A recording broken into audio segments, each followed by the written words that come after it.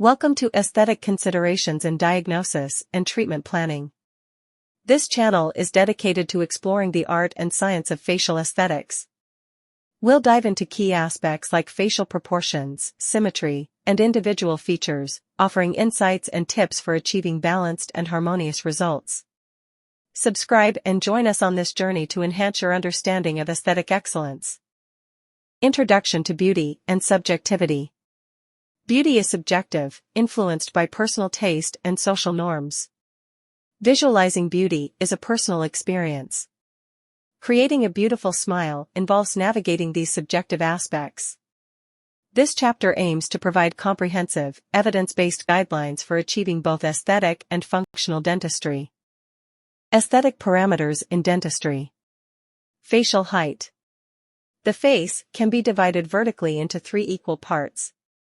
The middle third of the face should approximately equal the lower third when measured at rest. Middle third measurement, from the glabella, forehead, between the eyebrows, to the subnasal, base of the nose. Lower third measurement, from the subnasal, to the soft tissue menton, lower chin border. Clinical observations. Variations from the norm may indicate underdevelopment or hypertrophic development of the facial arches. The most common aesthetic concern in dental treatment is the excessive length lower third of the face, often due to vertical maxillary excess, frequently accompanied by excess gingival display during a full smile. Lip length.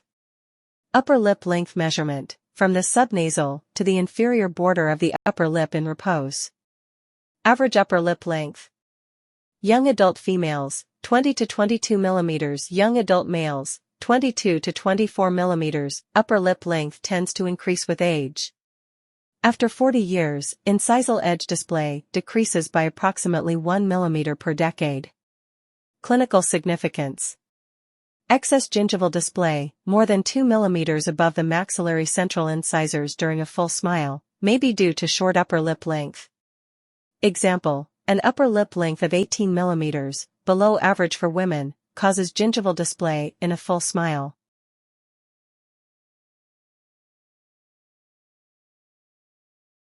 Lip mobility. Measurement. Lip mobility is measured from the repose position to the high smile position. Average mobility, 6 to 8 mm. Clinical observation. In cases of excess gingival display during a full smile, hypermobility of the upper lip may be a contributing factor. Symmetry. Midline symmetry. Essential for aesthetics at the midline. Maxillary central incisors should be mirror images. A line between the maxillary central incisors should be perpendicular to the horizon. Ideally, the maxillary dental midline should align with the facial line. However, a 1 to 2 mm discrepancy is generally acceptable and has minimal impact on smile aesthetics. Asymmetry at the midline creates visual tension, leading to an unacceptable aesthetic presentation. Peripheral deviations from perfect symmetry, like notched edges or slight differences in lengths, are often acceptable or even desirable.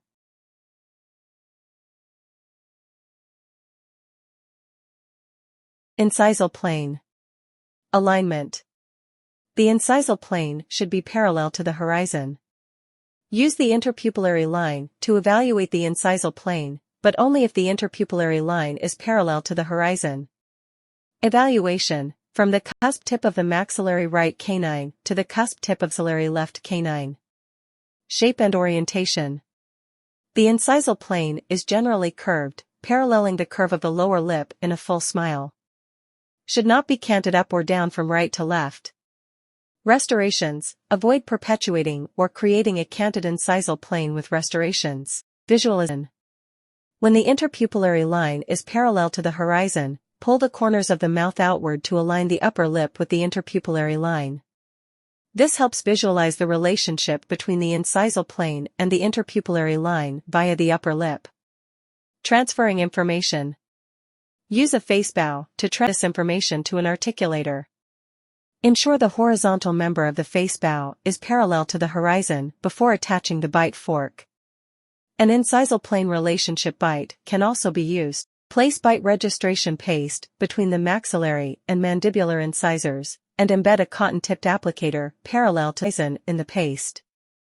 Once set, this can be used to mount the maxillary cast accurately on the articulator. The upper lip is pulled to parallel the interpupillary line. The vermilion border of the upper lip is then used to evaluate the cant of the incisal plane and posterior occlusal plane in relation to the horizon. Posterior occlusal plane. Alignment. The buccal cusp tips of the maxillary posterior teeth should follow a smooth progression from the canine cusp tips, avoiding any step up or down. The posterior occlusal plane should be level and not canted up or down from right to left. Restorations. Avoid perpetuating or creating a canted posterior occlusal plane during dental restorations. Mounting techniques.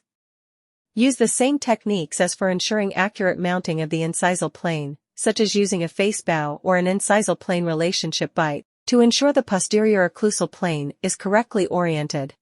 Buccal corridor. Definition. The buccal corridor is the space between the buccal surfaces of the maxillary posterior teeth and the cheek. Aesthetics. In a full smile, the buccal corridor should be almost filled with teeth, with a minimal amount of negative space framing the maxillary posterior teeth being desirable. Clinical observations. Excessive buccal corridor space typically indicates a developmental issue, such as a constricted maxillary arch. Inadequate buccal corridor space is often due to bulky posterior restorations. A patient with excess space in the buccal corridors. Lower lip. Ideal position. In a full smile, the incisal edges of the maxillary anterior teeth should ideally be cradled by the lower lip. A pleasing smile can also be achieved with a uniform space between the lower lip and maxillary incisal edges. None of the incisal edges of the maxillary anterior teeth should be concealed by the lower lip in a full smile. Clinical adjustments. If there is a reverse incisal edge curve or significant space between the lower lip and the maxillary incisal edges, aesthetics can be improved by increasing incisal edge length. If the maxillary anterior teeth are hidden by the lower lip, indicate a problem with the vertical position of the maxilla, such as over-eruption of maxillary anterior teeth or vertical maxillary excess. Ideal maxillary incisal edge position in relation to the lower lip and ideal relationship between the upper lip and the gingival line. Upper lip. Ideal position in full smile. The upper lip should ideally reach up to the gingival line, which occurs in approximately 70% of the population. Around 10% have a high smile line, and 20% have a low smile line. Gingival line evaluation. A straight line is drawn from the tooth-gingiva interface of the right maxillary canine to the left maxillary canine. The tooth-gingiva interface of both central incisors should fall on this line. The lateral incisors can either fall on the gingival line or be up to 1.5 mm below it. Clinical observations. If the upper lip does not reach the gingival line during a full smile, some clinical crowns of the maxillary anterior teeth remain covered, resulting in a loss of smile dynamics. If the upper lip translates above the gingival line, resulting in gingival display of 2 mm or more, aesthetics are compromised. Upper lip asymmetry. If an upper lip asymmetry is displayed during a full smile, it usually does not influence treatment. If asymmetry results in excess gingival display on one side, aesthetic crown lengthening surgery can enhance posterior gingival symmetry. Patients should be informed of upper lip asymmetry, maxillary anterior teeth restoration, to manage expectations. Lower lip asymmetry. Asymmetric lower lips that cause unilateral negative space between the maxillary incisal edges and the lower lip result in lost smile symmetry. Treatment may involve Botox, allergen, for asymmetric lower lips. Importance. Lip asymmetries significantly influence the final restorative result and should not be overlooked.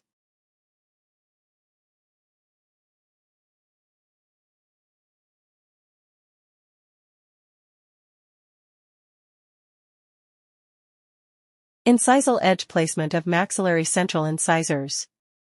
Determining the correct position of the incisal edges of the maxillary central incisors is essential for successful anterior restorative dentistry. The following guidelines help ensure the correct placement. Guidelines for incisal edge position. Smile. The incisal edges of the maxillary anterior teeth should be cradled by the lower lip. Buccal cusp tips. The buccal cusp tips of the posterior maxillary teeth should show a visual progression from the canine cusp tip, avoiding any step up or down. Gentle repose. When the patient is in gentle repose, saying M or Emma and letting their lips lightly fall apart, approximately 3 to 4 mm of the incisal edges of the maxillary central incisors should be displayed in young adult females. For young adult males, approximately 1 to 2 mm of the incisal edges should be displayed. The display decreases by approximately 1 mm per decade after age 40. Length of maxillary central incisors. The average length of the maxillary central incisor is 10 to 11 mm. Phonetic assessment. When the patient says F or V, the incisal edges of the maxillary central incisors should lightly touch the wet-dry border of the lower lip. Note step up from maxillary left canine to maxillary left first premolar. Application in clinical practice. Diagnostic wax-up. Steps 1 through 4 are used to develop an approximation of the correct incisal edge position during the diagnostic wax-up phase. At this stage, the position is dictated primarily by aesthetics. Provisional restorations. After tooth preparation, provisional restorations are placed based on the diagnostic wax-up. The definitive incisal edge position is refined dynamically over time in the provisional restorations to ensure suitable function, phonetics, and aesthetics. Phonetic assessment. Step 5, phonetic assessment, is particularly useful for evaluating the lengthened provisional restorations and ensuring they meet functional and phonetic requirements. Facial contour of maxillary incisors. Division of surface. Divide the facial surface of the maxillary central incisor into two planes. Gingival half should be parallel to and continuous in contour with the surface of the gingival tissue overlying the alveolus. Incisal half, tapered back for ease in speaking and swallowing. Importance of contouring. Over-contouring in the gingival half can lead to chronic gingival inflammation. Over-contouring in the incisal half may cause lip pressure, leading to linguoversion of the teeth or interference with the path of lip closure. Lingual contour of maxillary incisors. Spacing issues. Incorrect spacing between maxillary and mandibular anterior teeth can cause a lisp. Lisps can occur with both too much or too little space, most commonly with too little space. Correction of lisp. Determine the position of the incisal edges of the mandibular incisors in relation to the maxillary central incisors during the S sound. If the mandibular incisor approximates the cingulum or lingual concavity, increase the lingual concavity of the maxillary incisors. If the mandibular incisor approximates the incisal edge of the maxillary central incisor, change the length of the maxillary central incisors. Gingival zenith. Position and shape. The long axes of the maxillary anterior teeth are distally inclined. The gingival contour adjacent to the maxillary incisors is a parabolic shape with the highest point, gingival zenith, slightly distal to the midline of the tooth. Surgical considerations. In gingival recontouring surgery, avoid overemphasizing the distalized zenith. Many patients prefer more symmetric gingival architecture, despite the common distalized zenith. Interproximal contact areas. Progressive positioning. Contact areas become progressively more gingival from central incisor to canine. Central incisors, contact area in the incisal third. Central to lateral incisors, contact area at the junction of the incisal and middle thirds. Lateral incisors to canines, slightly more gingival. Aesthetic concerns. Too incisal contact results in a closed and unnatural appearing incisal embrasure. Too gingival contact results in an open gingival embrasure or black triangle. Incisal embrasures. Size and aesthetics. The incisal embrasures increase in size from the maxillary central incisors to the canines. Minimal between maxillary central incisors, more pronounced between central and lateral incisors, and most pronounced between lateral incisors and canines. Uniform incisal embrasures from canine to canine are aesthetically unnatural. Maxillary incisal edges and tooth morphology. While it is impossible to determine an individual's sex based on tooth shape or incisal edge relationships alone, tooth morphology and tooth-to-tooth relationships do convey subjective information about the individual. In 1973, Lombardi described relationships forcating complete dentures based on the writings of Fresh and Fisher, which remain relevant for characterizing teeth in modern dental practices. Tooth morphology and characterization. Diagnostic wax-up and restorations. Use Lombardi's matrix to characterize teeth in the diagnostic wax-up, provisional restoration, and definitive restorations. The Lombardi matrix describes characteristics associated with different incisal edge configurations. Maxillary incisal edge shape, buccolingual. Natural shape. Natural maxillary incisal edges are not rounded but rather sharp. The incisiffacial line angle in adults is sharp and blends into a 1 mm lingual facet before transitioning to the concave lingual surface. Rounded incisal edges give an unnatural appearance due to light reflection off a curved surface. Halo effect. Natural incisal anatomy. The natural incisal edge anatomy of the maxillary incisor often features a thin, white, opaque halo effect at the incisal edge, framing the incisal translucency. Incorporation in restorations. The halo effect is incorporated into porcelain restorations by building the sharp incisal edge anatomy into the crown or porcelain veneer. Outline symmetry. Maxillary central and lateral incisors. The distal surfaces and distal incisal line angles of the maxillary central and lateral incisors should be similar in outline form. Any significant outline discrepancy, such as a peg-shaped lateral incisor, can negatively impact the aesthetics of the smile. Facial contour of the maxillary incisors. Natural contour. The facial surfaces of the maxillary incisors should be flat mesiodistally, with bold mesial and distal line angles and deep facial embrasures. Rounded facial surfaces in restorations appear unnatural and diminish the distinction of the maxillary anterior teeth. Outline form of maxillary canines. Principle of gradation. The distal half of the maxillary canine should not be visible when viewed from the front. Each tooth should appear proportionately narrower than its mesial neighbor as the eye moves laterally from the midline. This principle is often violated when the canine appears wide due to improper mesiodistal height of contour placement. Dentist and technician roles. Dentists must remove sufficient tooth structure on the distifacial half of the canine. Technicians must ensure the principle of gradation during the final contouring of restorations by visualizing the case from the front. Color. Polychromatic nature of natural teeth. Natural teeth have higher chroma in the gingival third, transitioning to lower chroma and higher value in the middle third. The incisal third exhibits incisal translucency, framed by the halo effect, Figure 3.22. Maverick color can individualize each tooth. Maxillary lateral incisor and canine. The chroma and value of the maxillary lateral incisor often match those of the central incisor. The maxillary canine typically has higher chroma, especially in the gingival third, and lower value, with minimal incisal translucence and seldom a halo effect. Polychromaticity in restorations. To achieve natural beauty, porcelain restorations must incorporate polychromaticity, both within individual teeth and among neighboring teeth. Further details on color in dentistry are provided in lecture video of Chapter 4. Color modifiers. Influence of surrounding features.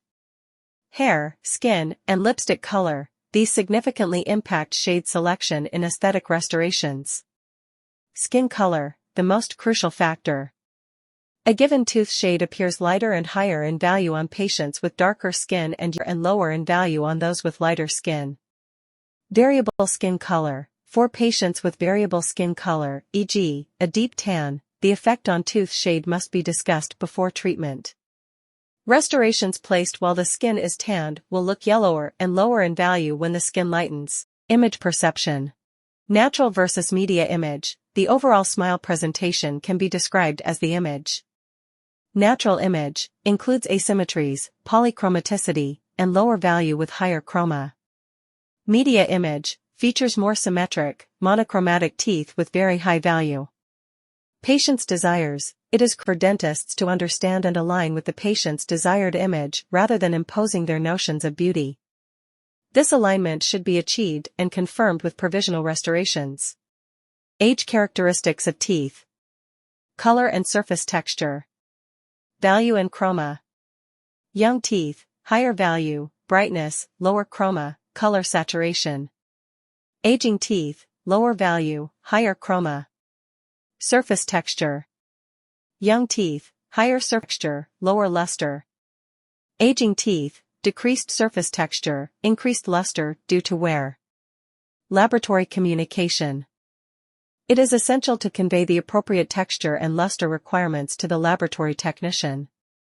For instance, porcelain veneers with low value, low surface texture, and high luster are inappropriate for a young patient, such as a 25-year-old. Young teeth demonstrate higher value, lower chroma, higher surface texture, and lower luster. Older teeth demonstrate lower value, higher chroma, lower surface texture, and higher luster. Individual tooth length and proportion. Maxillary central incisors. Significance: the maxillary central incisors are the centerpiece of the smile. Average length, 10 to 11 mm. Height to width ratio. Ideally, the ratio should be approximately 1.2 to 1, meaning the width of the incisor should be about 75% to 80% of its height. Aesthetic considerations. Starting point: the dentist should begin by evaluating the position and size of the maxillary central incisors when assessing a smile. Challenges with short teeth. Achieving optimal aesthetics is challenging, if not impossible, with short maxillary anterior teeth. Ensuring proper length and proportion of the maxillary central incisors is crucial for an aesthetically pleasing smile. Tooth-to-tooth proportions. Principle of gradation. Definition: as the eye moves laterally from the midline, each tooth should appear proportionately narrower than its mesial neighbor. Golden proportion. Proposed ratio of 1.618 to 1.0, central incisor to lateral incisor width. Consideration: this proportion may not always yield aesthetically pleasing results, and may vary based on individual arch forms and personal taste. Natural proportion. When measured with a caliper, the width ratio of maxillary central incisor to lateral incisor is approximately 1.2 to 1.0. Principal illumination. Visual perception. Light objects are perceived to approach the viewer, while dark objects appear to recede. Consideration: placement of high-value restorations on only maxillary anterior teeth may result in an unaesthetic visual separation from posterior teeth. Coupling the front and back of the mouth require restoration placement on one or more maxillary premolars. Porcelain veneers were placed only on the maxillary anterior teeth. Note that the maxillary first premolars are virtually invisible when viewed from the front. This results in a loss of visual coupling of the front and the back of the mouth. Note also the lower lip asymmetry. Law of the face. Definition: the face of a tooth is the portion of the facial surface bound by transitional line angles when viewed from the front. Equalizing widths. To make teeth of dissimilar widths appear similar, the apparent faces should be made equal. Width alteration. Transitional facial line angles can be adjusted to either widen or narrow the appearance of anterior teeth. These principles guide decisions on tooth proportions, restoration placement, and width adjustments, ensuring a harmonious and aesthetically pleasing smile.